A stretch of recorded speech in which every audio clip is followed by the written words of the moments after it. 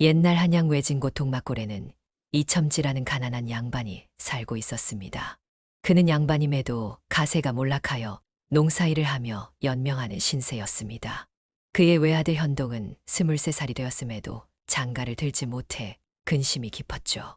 비록 형편은 어렵지만 농사꾼으로서 성실하고 부모에게도 효심이 깊어 주변 마을에서는 그 집 아들 농사도 잘하고 어른 공경도 지극하다는 소문이 퍼져 있었습니다. 그 덕에 어느 날 마을 매파가 현동 집 대문을 두드렸습니다. 매파는 잔뜩 반가운 기색으로 이첨지를 찾았지요. 아님, 이 동네에서 현동 도령만큼 부지런하고 믿음직한 총각을 보기가 쉽지 않습니다. 그래서 이번에 원주고을에서 혼처를 물색하고 있다 하여 소개했는데 반응이 아주 좋더이다. 마침 원주고을의 장삿집에서 살고 있는 처녀 설이가 혼인을 서둘러야 하는 사정이 있다고 했습니다. 그녀의 집안은 장사를 하는 도중에 빚을 지게 되어 살림이 빠듯해졌고 설이가 시집을 가면 집안 부담을 줄일 수 있다는 판단이었다지요. 게다가 설이 역시 가난하더라도 착하고 성실한 배필이라면 좋겠다고 생각했다고 합니다. 얼마 뒤 현동이 바치를 마치고 돌아오자 어머니가 반가운 얼굴로 소식을 전했습니다. 현동아 들었느냐? 매파가 와서 말하길 내 혼처가 정해졌다고 하더구나. 정말입니까? 저는 가난하고 보잘것없는 농사꾼인데 어느 분이시길래? 원주 고을에 사는 장산일을 하는 처녀. 이름은 설이라더구나. 15살밖에 안 되었지만 착하고 부지런해 너와 혼례를 올릴 마음이 있단다. 집안 형편이 넉넉지는 않아도 너처럼 효심 깊고 일 잘한다는 소문을 듣고 맞아들이고 싶어 한단다. 현동은 기쁨과 설렘으로 어머니 손을 꼭 붙잡았습니다. 정말 감사할 따름입니다, 어머니. 제게도 드디어 짝이 생기다니요. 어머니는 그런 현동을 안쓰럽지만 흐뭇한 표정으로 바라보았습니다. 가난한 집이라 혼례가 쉽지 않았는데 내가 부지런하고 성실하다 소문이 나서 저쪽에서도 맘에 들어 한 모양이다. 서로 힘합쳐 살면 잘 살 수 있겠지. 애미도 기대가 크구나. 그렇게 혼례날이 다가오자 각기 다른 목적지로 향하던 두 신부의 가마 행렬이 양주고를 지나게 되었습니다.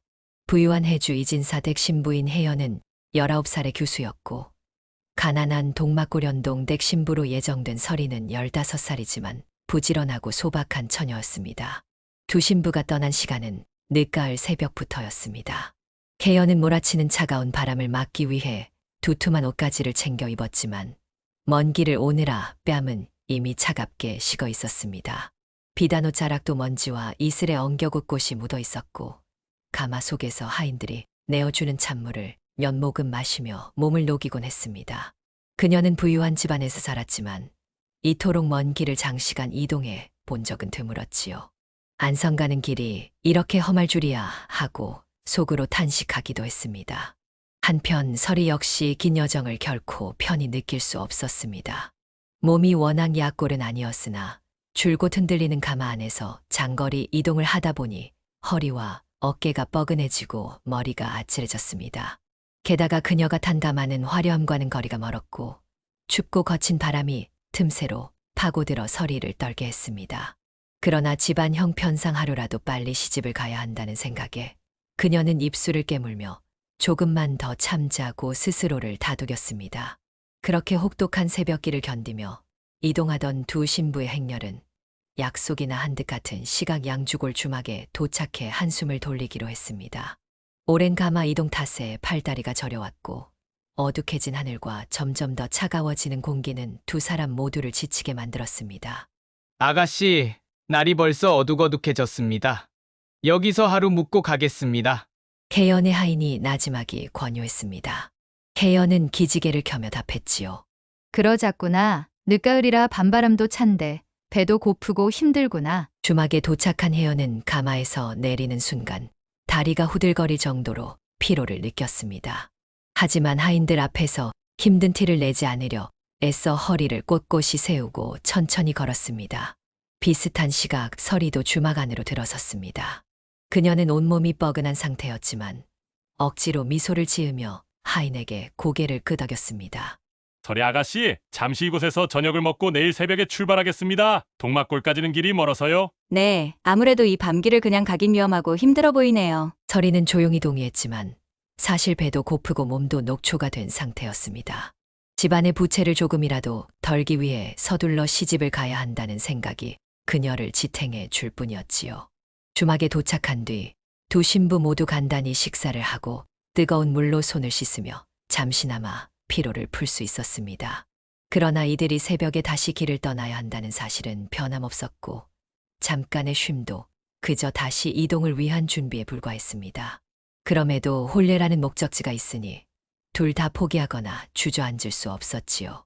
그렇게 조금이나마 몸을 추스른 두 신부는 다음날 새벽 각각 자신이 가야 할 길을 향해 출발할 준비를 했습니다만 곧 운명의 장난 같은 뒤바뀐 사건이 기다리고 있을 줄은 꿈에도 몰랐습니다. 주막 안은 두 신부 일행이 뒤섞여 북적였습니다. 혜연 일행과 설이 일행은 서로 다른 방에서 간단히 식사를 마치고 각자 새벽에 출발할 준비를 했습니다. 그러나 문제는 하인들과 가마꾼들이 밖에서 가마를 챙기는 사이에 벌어졌습니다. 저기, 저쪽이 우리 가마 맞지? 아니, 그건 안성 이진사 택거라잖아. 캄캄한 새벽녘 가마를 구분하기도 힘든 상황에서 하인들은 부산스레 짐을 챙기고 가마꾼들은 자신들이 맡은 가마를 찾아 헤맸습니다. 게다가 주막 주인조차 신부 행렬이 둘이나 되니 누구에게 길을 설명해야 하는지 헷갈려 했지요. 설의 아가씨 측 가마는 동쪽 길로, 혜연 아가씨 측은 서쪽 길로 가면 맞을 거예요. 하지만 하인들과 가마꾼들은 서로가 서로를 가리키며 엉뚱한 쪽으로 움직였습니다. 마침내 혜연이 타야 할 화려한 가마 앞에는 설이 측 가마꾼들이 우르르 몰려갔고 설이가 타야 할 소박한 가마에는 혜연 측 하인들이 둘러섰습니다. 아가씨, 가마 준비됐습니다. 얼른 타시죠. 날이 밝기 전에 떠나야 길이 덜 험합니다. 하인들의 재촉에 혜연과 설이 모두 어두운 밖으로 나와 각자 자신을 기다리는 가마에 올랐습니다. 차가운 새벽 공기에 몸이 움츠러드는 탓에 두 신부 모두 제대로 확인도 하지 않은 채 가마 문을 열고 종종걸음으로 탔지요. 가마 안은 어둡고 조용했으며 하인들은 가마가 흔들리기 시작하자 바로 출발 준비를 마쳤습니다. 출발하겠습니다. 그렇게 두 가마 행렬이 동시에 주막을 빠져나갔을 땐 이미 하늘에는 희미한 새벽빛이 번지고 있었습니다. 누구도 이들이 서로 뒤바뀐 가마를 탔다는 사실을 전혀 깨닫지 못했습니다. 가마꾼들은 졸린 눈을 비비며 걸음을 옮겼고 하인들은 앞만 보고 걸어가기 바빴습니다. 결국 혜연은 설이가 타야 할 가마를 타고 동막골 이첨지 집으로, 설이는 혜연이 타야 할 가마를 타고 안성 이진사 집으로 향하는 운명의 뒤바뀐 여정이 시작되고 말았습니다. 현동은 가마를 타고 온 혜연을 아내로 맞았습니다. 그러나 혜연은 자신이 안성 이진사 댁이 아닌 동막골에 도착했다는 사실을 전혀 눈치채지 못한 채 어수선한 분위기 속에서 혼례 준비를 시작했습니다. 주변을 둘러본 혜연은 생각보다 소박한 집안 풍경에 잠시 의아했지만 밤길을 달려온 피곤함과 익숙지 않은 농가 풍경 탓에 대수롭지 않게 넘겼습니다. 아가씨, 곧 마당에서 예식을 치른다니 어서 이리로 오시지요. 하인들이 분주히 움직이며 혜연을 안내하자 혜연은 당연하다는 듯 따라갔습니다. 혼례상 차림이 다소 빈약해 보이긴 했지만 긴 여정 뒤에 마주한 예식이라 더욱 정신이 없었습니다. 웅장한 악대나 치장을 기대했던 것은 아니었지만 그래도 묘하게 간소한 느낌에 살짝 불안함이 엄습했습니다. 그럼에도 불구하고 오래된 습관대로 예를 갖추며 걷고 지시를 따랐습니다. 혜연아 씨, 이제 곧 신랑 되실 분을 맞이해야 합니다. 곁에서 누군가 나지기 말하자 혜연은 살짝 긴장한 채 안채 문턱을 넘어섰습니다. 그제야 눈앞에 보이는 건 가난해 보이지만 정겨운 분위기의 가족들이었습니다. 이곳이 바로 제가 결혼하게 될 집이군요. 혜연은 아련한 눈빛으로 주위를 둘러보며 자신이 들어서야 할 새로운 삶의 터전을 바라봤습니다. 비록 화려한 장식이나 넓은 마당은 없었지만 가족들의 따뜻한 인사말에 마음 한구석이 편안해졌습니다. 그러면서도 속으로는 이진사 댁이 생각보다 소박하다는 말이 있었나 하는 의문이 스쳤지만 이미 늦은 밤이었고 혼례를 앞두고 있어 의아함을 깊이 파고들 틈이 없었습니다. 잔치가 끝나자 해가 서산으로 넘어갔고 둘의 혼례를 지켜보던 마을 사람들은 칭찬을 아끼지 않았습니다. 15살 먹은 색시가 제법 성숙해서 20살 처녀처럼 실하잖아. 정말 호박을 넝쿨째 얻은 게야. 현동이 그렇게 23살이 넘도록 장가를 못 갔는데 저런 예쁜 색시를 얻을 줄 누가 알았겠어. 마을 사람들은 모두 입을 모아 현동을 축복했습니다. 화려한 옷차림에 얌전한 태도를 지닌 혜연이 마치 꿈처럼 현동 곁에 서 있는 광경이 신기해 보였기 때문이었지요. 밤이 깊어지자 신랑과 신부는 행복한 앞날을 꿈꾸며 신방으로 들어갔습니다. 평생 장가 한 번 못 가보고 죽을 줄 알았던 현동은 어여쁜 신부를 마주하자 가슴이 콩닥콩닥 뛰어 잠시 숨조차 고르기 어려웠습니다. 혹시 춥지는 않나요? 현동이 낮게 떨리는 목소리로 묻자 혜연은 얼굴을 살짝 붉히며 고개를 저었습니다. 아니요. 이곳이 생각보다 아늑하네요. 둘은 낯선 기류 속에서도 차츰 마음을 열어갔습니다. 촛불 아래에서 서로를 바라보는 눈빛에는 부끄러움과 설렘이 뒤섞여 있었습니다. 혜연은 자신의 손등을 살포시 부여잡는 현동의 손길에 가슴이 두근거렸고 현동은 숨결 하나에도 온몸이 달아올랐습니다. 이런 날이 오다니 정말 꿈만 같습니다. 현동은 조심스럽게 혜연의 손을 꼭 쥐었습니다. 혜연은 부끄러운 듯 미소 지었지만 그 눈빛만은 밤하늘의 별처럼 반짝였지요. 시간이 흐를수록 촛불은 점점 짧아졌고 둘 사이의 어색함도 서서히 녹아내렸습니다. 그리고 마침내 깊어진 밤 등잔불마저 꺼지자 둘은 서로에게 의지하듯 꼭 안겼습니다. 한 번도 경험해보지 못한 새로운 감정에 떨리는 숨소리가 어둠 속을 가득 채웠습니다. 현동은 혜연의 체온을 느끼며 앞으로 함께할 날들을 상상했고 혜연 역시 낯선 이 집에서 이제 막 시작되는 부부의 인연을 받아들이고자 마음을 다잡았습니다. 그렇게 뜨거운 설렘과 살가운 온기가 뒤섞인 첫날 밤은 어느새 깊은 어둠에 묻혀 둘만의 달콤한 시간이 흘러가고 있었습니다. 한편 안성에 사는 이 씨는 양반 가문의 자손으로 소년 시절 진사에 합격해 안성에서는 손꼽히는 명망가였습니다.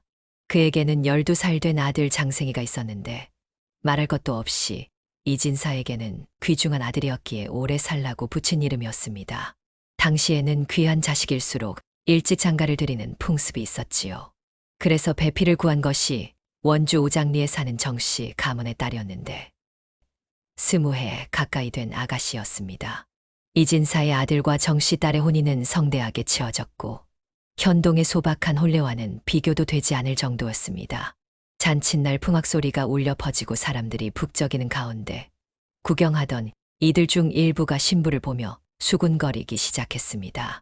이보시게 어째 19된 색시라는데 얼굴이 너무 앳되지 않소. 10대살이나 간신이 된 것 같은데. 그러게 말이오. 예쁘고 얌전하며 똑똑해 보이는 건 좋은데 너무 어려 보이니 신기하긴 합니다.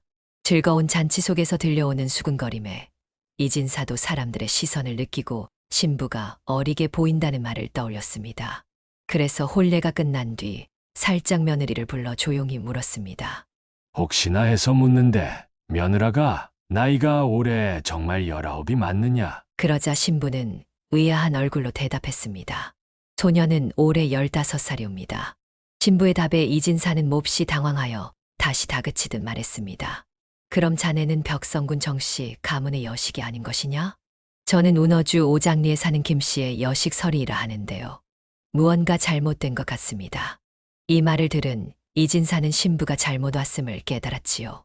가마꾼들과 매파를 급히 불러 자초지종을 물어보니 잔치 전 장거리 주막의 혼잡 속에서 신부가 다른 가마를 탔다는 설명을 들었습니다. 사실은 동막골이 첨지의 집으로 가야 할 신부와 자기 집으로 오는 신부가 뒤바뀌었던 것입니다. 혼동 속에서 이루어진 혼례였던 탓에 이진사 집안은 대경실색했으나 이미 혼례를 올린 뒤라 쉽게 되돌릴 수도 없었습니다. 안성으로 향한 가마가 너무 밤늦게 도착한 터라 중간에 바뀐 사실을 전혀 알 수 없었던 것이지요. 이진사의 집안에서는 신방을 차릴 생각도 하지 못했고 온 집안 사람들의 얼굴에는 수심이 가득 찼을 뿐입니다. 이진사는 황급히 가마꾼을 불러 말했습니다. 아무리 혼례가 끝났다지만 바뀐 신부와 혼례를 치른 것은 잘못된 일이다. 동막골이라 하니 서둘러 간다면 그리 멀지만은 않은 것이다. 아직 사당에서 초례를 지내기 전이 서둘러 가마를 대령하여 이 신부를 모시고 동막골이 첨지 집으로 달려가서 일의 자초지종을 설명하고 신부와 신부를 바꿔오거라. 그렇게 분부를 받은 하인들은 이첨지 집으로 떠났습니다. 동막골 이첨지 집에 도착하여 급히 주인을 불렀습니다. 안방에서 자던 신랑 아버지는 옷도 제대로 못 입고 바삐 뛰어나갔습니다. 한밤중 현동의 집 앞은 횃불이 밝고 소란스러웠지요. 밤중에 부르는 소리에 문을 열고 나온 현동의 아버지는 뜻밖의 광경에 놀라지 않을 수 없었습니다. 뭐라고요? 그게 무슨 말입니까? 신부가 바뀌었단 말이요. 이 진사 집에서 온 사람들은 현동의 아버지인 박 씨에게 그동안 있었던 일을 자세히 설명해 주었죠. 세상에 어찌 이런 일이 있단 말이요. 이야기를 다 들은 현동 아버지는 대경실색해서 수족이 다 떨리고 하늘이 노랗기만 하였습니다. 이 사실은 들은 어머니는 신방으로 들어가 길삼에게 말했습니다. 얘야, 큰일 났다. 신부가 바뀌었다는구나. 그러고는 방바닥에 탈썩 주저앉았습니다. 어머님, 그게 무슨 말씀이세요? 첫날 밤을 치르던 중에 들이닥친 어머니의 말에 신랑과 신부는 황당하기만 하였습니다. 그럼 이 여인이 제 신부가 아니란 말이에요? 현동은 어머니의 한숨 섞인 목소리를 듣고서야 부인이 뒤바뀐 것을 실감했습니다. 밖에서는 이 진사대 하인들이 소란스럽게 우왕좌왕하고 있었습니다. 이 분위기 속에 황당하여 말없이 앉아있던 신부는 탄식하는 현동이 가엾게만 보였습니다. 그러더니 신부가 자세를 고쳐 앉으며 현동에게 말했습니다. 아무리 신부가 바뀌었다고 해도 한 이부자리에 들어 제아비를 맞이하였는데 어쩔 수 없는 일이 되었습니다. 이것도 하늘이 내린 연분으로 알고 서방님을 섬기겠습니다. 이미 엎질러진 물이고 이진사 집으로 가더라도 이미 다른 남정네와 한방을 쓴 이상 그 집에서 저를 받아들일 만무합니다. 갈 수 없습니다. 재촉하는 어머니에게 혜연은 이 말을 이진사대 하인들에게 말을 전해 주십사 하였다. 밖에서 기다리느니 진사대 하인들에게 이 말을 전하니 하인들도 어쩔 수 없다는 표정으로 서로를 바라보았다. 하인들이 돌아가지 않고 소란스럽게 서성대자 혜연이가 나와 말하였다. 한신랑에게 신부가 두린 법은 없다. 그러니 너희는 저 신부를 모시고 돌아가라. 모든 사정은 이 편지에 썼으니 가져가서 이진사님께 전하거라. 하인들은 마당에 내려놓았던 가마를 다시 둘러매고 내키지 않는 걸음으로 돌아갔습니다. 하인들은 날이 거의 밝아서야 이진사 집에 도착했지요. 하인이 이진사에게 편지를 전하자 이진사는 하늘을 보며 탄식하였다. 신부가 한 이부자리에 들었으니 어쩔 수 없는 일이구나. 인연이 아닌 듯 싶구나. 이제는 다른 도리가 없었습니다. 날이 밝아오면 서리를 신부 집으로 돌려보내기로 했지요. 아무것도 모르고 가마가 바뀌어 시집온 예쁜 서리의 처지가 참 안타까울 뿐이었습니다. 가마 속에서 흐느껴 우는 신부 서리의 애달픈 울음소리가 침울한 저녁 공기를 흔들었지요. 안성 이진사 댁에 잘못 도착한 서리는 의식만 치른 채 신혼방에도 들지 못하고 별채에 머무르고 있었습니다. 원래 예정되어 있던 곳은 동막골이 첨지 집이었는데 어쩌다 이 부잣집으로 와 버린 것인지 알 길이 없었지요. 예식은 이미 끝나버렸고 사람들은 모두 그녀를 이진사 댁의 새 신부라 부르지만 정작 서리 스스로는 전혀 실감이 나지 않았습니다. 내가 여기서 쫓겨나면 어디로 가란 말인가? 서리는 흐느끼며 중얼거렸습니다. 가족의 빚을 조금이라도 덜기 위해 하루라도 빨리 시집을 가야 했던 처지였는데 혼례가 뒤바뀌었다는 소식에 하늘이 무너지는 기분이었습니다. 하인이 전해주는 말을 듣자 하니 이진사는 자기 혼사를 잘못된 것으로 여기고 자신을 돌려보내려 한다고도 했습니다. 별채에 홀로 남겨진 서리는 더욱 절망했습니다. 이대로 버려지면 더 이상 갈 곳이 없지 않은가? 어떻게든 살아야 하는데. 그때 문이 열리고 장생이 조용히 들어왔습니다. 그는 하인들을 물리고 단정히 앉아 울고 있는 서리에게 공손히 말했습니다. 아가씨, 이미 혼례를 치렀다지만 신방에도 들지 못했으니 얼마나 마음고생이 심하겠습니까? 제가 아직 어리긴 해도 아버지 뜻대로 아가씨를 내쫓는 건 도저히 옳다고 생각하지 않습니다. 서리는 눈물을 닦으며 장생을 바라보았습니다. 전 정말 갈 곳이 없어요. 개식을 치렀다고 해도 이렇게 별채에 홀로 남으니 무슨 혼인이겠습니까? 장생은 잠시 침묵하더니 결심한 듯 부드러운 미소를 지었습니다. 아버지는 노발대발하고 계시지만 제가 반대하면 함부로 아가씨를 내치진 못할 겁니다. 저야 아직 어린 몸이라 장가들 생각은 없었어도 이미 이 집으로 들어온 이상 그냥 보내는 건 더 큰 죄이지요. 서리는 울컥하는 마음에 고개를 떨구었지만 장생의 말에 신락 같은 희망을 보았습니다. 그렇다면 저와 함께 살자는 뜻인가요? 장생은 머리를 끄덕였습니다. 신방에는 들지 못했어도 이미 여기서 아가씨를 새 신부라 부르는 형편입니다. 아가씨가 떠날 데가 없다면 제가 지켜드리겠습니다. 서리는 눈물을 훔치며 한숨을 내쉬었습니다. 고맙습니다. 정말 고맙습니다. 저를 받아주신다면 기꺼이 서방님을 섬기고 살겠습니다. 장생은 서리와 이야기를 한 다음 아버지에게 갔습니다. 그리고는 아버지 잎에 단정히 꿇어 앉았습니다. 일이 이렇게 되었다고 어찌 신부를 쫓아보낼 수 있겠습니까? 저 처녀와 제가 인연인 듯합니다. 이진사는 노발대발하였지만 장생은 저 여자가 아니면 다시 장가를 들지 않겠다라고 고집을 세우고 있었습니다. 마침내 장생은 아버지와 어머니를 이기고 신부를 돌려보내지 않기로 했습니다. 그리고는 서리를 며느리로 맞아들였습니다. 이렇게 별채에 홀로 남아있던 서리는 장생의 결심 덕분에 부잣집에서 쫓겨나지 않고 머무를 수 있게 되었습니다. 이렇게 해서 살림이 어려운 사람과 부자인 두 쌍의 혼례는 무사히 치러졌습니다. 그렇게 해서 혜연은 가난한 농부의 집인 현동댁에 시집와 살게 되었고 서리는 원치 않게 안성 이진사 댁으로 들어가게 되었습니다. 비록 서로 예정된 짝이 아니었지만 하늘의 장난 같은 일이었지요. 혜연은 부유한 가문에서 자랐지만 이미 혼례를 치른 이상 자신의 책임을 다해야 한다고 마음먹었습니다. 밤낮 없이 이어지는 농사일과 가난한 살림이 힘들기는 했으나 그녀는 억척스럽게 버티며 적응해 나갔습니다.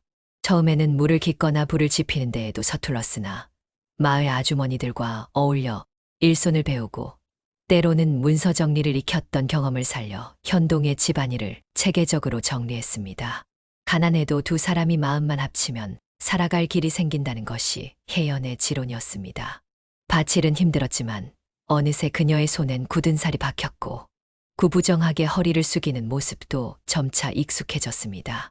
마을 사람들은 처음에 저 부잣집 교수가 언제까지 버틸까 하고 수근거렸지만 의외로 혜연이 누구보다 부지런하다는 것을 알게 되자 곧 칭찬으로 바뀌었습니다. 혜연 아가씨 새벽부터 밭에 나가 김을 메고 저녁엔 또 집안 살림까지 해낸다더니 결국 가난을 탓하기보다 움직이는 게 훨씬 낫다 이 말씀이구먼. 그러게요. 게다가 품위까지 잃지 않고 말입니다. 대단하다니까요. 이렇듯 칭찬과 응원이 쌓이자 혜연은 더욱 용기를 얻었습니다. 특히 집안 살림을 단단히 꾸리는 것만으로는 부족하다 여겨 현동이 더 넓은 세상을 보길 바랐습니다. 당신이 과거에 응시하면 어떻겠어요? 제가 돕겠습니다. 그 말에 현동은 잠시 겁먹은 듯했지만 혜연의 진지한 태도에 조금씩 의욕을 갖게 되었습니다. 과거라니 농부인 내가 해낼 수 있을까 저작거리나 마을 잔치에서 글재주를 뽐내본 적도 없는데 처음엔 힘들어도 노력은 절대 배신하지 않아요.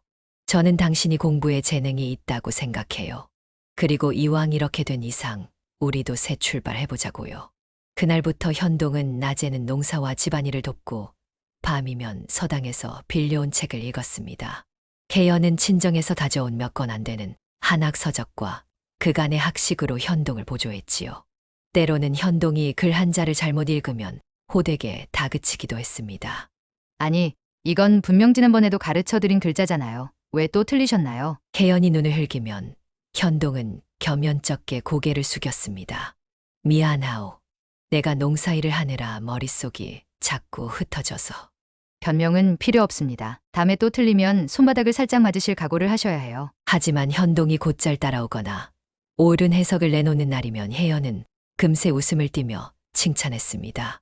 이야, 이번엔 제대로 외우셨군요. 역시 하면 되는 분이었어요. 이렇게 다그치고 칭찬을 반복하며 둘은 어느새 심적으로도 한층 가까워졌습니다. 밭일을 마치고 해가 저문 뒤에는 촛불을 밝히고 마주 앉아 공부를 이어갔는데 장시간 눈을 맞추며 이야기를 하다 보면 어느새 마음속에는 묘한 감정이 피어오르곤 했습니다. 혜연 씨, 우리 잠시 쉬었다 갑시다. 글자에 집중이 안 되네. 현동이 고개를 들어 혜연을 바라보면 혜연도 조용히 붓을 놓았습니다. 그래요. 촛불도 많이 짧아졌고 나도 좀 피곤하네요. 그러다 문득 시선이 마주쳤을 때 두 사람 사이에는 어제 오늘 익숙해진 감정보다 더 뜨거운 무언가가 흘렀습니다. 촛불이 흔들리며 긴 그림자를 들이우자 현동은 서서히 혜연의 손을 잡았습니다. 당신과 함께 공부하는 이 시간이 요즘 내 삶의 가장 즐거운 순간이오. 혜연은 살짝 부끄러운 듯 웃으면서도 현동의 손을 꼭 맞잡았습니다.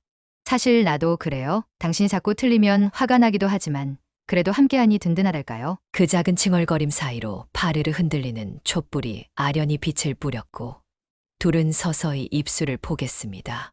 온종일 일하고 공부하느라 정신없던 몸과 마음이 단숨에 녹아들면서 흩어졌던 열정이 하나로 모아진 듯했습니다. 이렇게 당신 곁에 있는 게 참 좋소. 현동의 말에 혜연은 대답 대신 살포시 미소 지은 채 현동을 끌어안았습니다. 서로의 체온이 촛불 아래에서 농염이 섞여 들었고 잠시 후에는 아예 책이며 붓을 치워두고 밤이 깊도록 달콤한 속삭임을 나누었습니다. 그렇게 둘의 농염한 밤은 책과 사랑이 교차하는 특별한 시간이 되었습니다. 촛불이 사그러들 때마다 서서히 밝아오는 새벽달이 방 안을 조용히 물들였고 두 사람은 서로의 체온을 온전히 느끼며 마치 시간을 잠시 멈춰 놓은 듯 깊은 감정에 빠져들었습니다. 처음엔 쑥스러워서 시선을 마주치기도 어려웠지만 현동이 용기를 내어 혜연의 뺨을 살며시 어루만지자 혜연도 어느덧 부드럽게 미소 지었습니다. 둘은 눈빛을 주고받으며 천천히 가까워졌습니다. 그날의 수고로 지친 몸을 서로 기대며 아주 오래전부터 함께 살아온 사람처럼 자연스럽게 품에 안겼지요. 지금 이 순간이 영원했으면 좋겠소. 현동이 낮은 목소리로 속삭이자 혜연은 쿡 하고 웃으며 그의 품을 더 파고들었습니다. 정말이지 당신 곁이라면 고된 농사든 어려운 공부든 다 이겨낼 수 있을 것 같아요. 그 말에 현동은 촛농이 떨어진 자리 위에 살짝 손을 대었다가 다시 혜연의 손을 끌어안았습니다. 서로의 숨결이 가깝게 닿을 때마다 마음속 깊은 곳에서 작은 떨림이 전해졌습니다. 한낮의 더위도 농사일에 시든 몸도 이 순간만큼은 아련히 잊혔지요. 침묵이 길어질수록 두 사람은 서로의 존재를 더욱 선명하게 느꼈습니다. 혜연은 현동의 귓가에 작게 말을 걸었습니다. 당신 오늘 글 공부하느라 많이 힘들었죠? 그래도 잘해줘서 고마워요. 당신이 곁에서 응원해주니까 가능했소. 만약 혼자였더라면 포기했을지도 몰라요. 그러면서 현동은 혜연의 눈을 바라보았습니다. 불그스름한 새벽빛에 혜연의 눈동자가 은은히 반짝였지요. 책장 넘기는 소리, 붓으로 글씨 쓰는 소리 그 모든 순간이 당신과 함께하니 즐거웠소. 혜연은 그 말에 다시금 부끄러운 듯 웃음을 머금었습니다. 그리고는 두 팔로 현동의 어깨를 살포시 감싸 안았습니다. 난 당신이 글 하나하나를 이해해 갈 때마다 얼마나 뿌듯한지 몰라요. 아까는 호되게 다그치기도 했지만 사실 속으로는 대견했답니다. 서로의 마음을 조곤조곤 전하다 보니 자연스레 이 말을 맞댔습니다. 덥지도 춥지도 않은 여름밤 공기가 살짝 스며드는 사이 둘은 다시 한번 입술을 나누었지요. 한낮의 땀 냄새조차 달콤하게 느껴질 만큼 서로에게 완전히 스며들었습니다. 새벽 딸기 울기 전까지 이어진 이 밤의 속삭임은 마치 두 사람만의 작은 세상 같았습니다. 창밖에서는 바람이 잔잔히 불고 방 안은 은은한 달빛과 촛불의 잔불로 채워졌습니다. 현동과 혜연은 서로를 꼭 안으며 마치 오래전부터 정해져 있던 연분을 확인하듯 마음을 나누었습니다. 그렇게 밤이 깊도록 이어진 사랑의 이야기 끝에 해가 서서히 동쪽 하늘을 밝힐 무렵 비로소 몸을 뉘어 잠에 들었습니다. 지친 몸이 스르르 꿈결로 빠져들 때 두 사람의 얼굴에는 포근한 미소가 감돌았습니다. 이렇듯 때로는 다그치고 때로는 칭찬하며 함께 공부하고 더욱 깊은 사랑을 나누는 밤을 거치면서 둘은 한층 더 돈독한 부부가 되어갔지요. 하루 세 끼조차 넉넉지 않았지만 밥상을 함께 차리고 농사와 글 공부를 병행하는 모습에 마을 사람들조차도 내심 감동을 받았습니다. 아이고, 우리 현동이 출세하겠네. 사람은 배워야 하는 법이라더니 저택은 며느리록이 터졌구먼. 그렇게 혜연의 지혜와 현동의 성실함이 만나 비록 예정된 혼사가 아니었지만 서로에게 딱 맞는 인연이라는 사실을 증명해 보였습니다. 몇 해가 지나 현동은 과거의 급제의 관직에 올랐습니다. 동고동락하며 노력한 끝에 백성을 널리 이롭게 하는 관리로서 승승장구하게 되었죠. 안성으로 잘못 간 서리 역시 이진사 댁에 적응하며 나름의 삶을 꾸려갔다는 소문이 들려왔습니다. 조정에서 안성 이진사 댁의 어린 신랑 장생을 다시 만나게 된 현동는 서로 쑥스러워하면서도 피식 웃음 지었습니다. 그날 밤 양주골 주막에서 가마꾼들이 실수하지만 않았어도 우리 인생이 이렇게 달라지진 않았을 텐데 말입니다. 장생이 재미있다는 듯 웃으며 말했습니다. 결국 모든 것은 인연인 듯합니다. 저도 공부에 매진해 과거에 급제했답니다. 이제 조정에서 자주 만나게 되겠군요. 현동은 활짝 웃으며 고개를 끄덕였습니다. 하하, 그렇군요. 어린 시절부터 총명하다는 소문이 자자했는데 역시 노력하면 길이 열리는 법이지요. 시간이 흘러 현동은 마침내 영의정에까지 올라 세간의 칭송을 받았습니다. 장생 또한 차근차근 승진하여 높은 관직에 올랐지요. 그리고 혜연은 본래 예정되지 않았던 혼례였음에도 자신의 지혜와 노력으로 가문을 일으킨 훌륭한 여인으로 존경받게 되었습니다. 이진사 댁의 시집간 설이 또한 가문을 잘 보필하며 화목한 가정을 꾸렸다는 이야기가 전해집니다. 혜연 씨, 결국 우리가 만난 것은 우연이 아니라 인연이었나 봅니다. 맞아요. 양주골 주막에서 가마가 뒤바뀌지 않았다면 이렇게 당신 곁에 있지도 않았을 거예요. 누군가를 따뜻한 마음으로 대하고 하늘이 내린 연분을 함부로 저버리지 않는 것이 바로 조선이 간직한 깊은 인정입니다. 비록 글의 시작은 어두운 밤길에서 뒤바뀐 가마꾼들의 실수였지만 결국 서로를 지키고 살린 건 바로 그 인정과 노력 덕분이었습니다.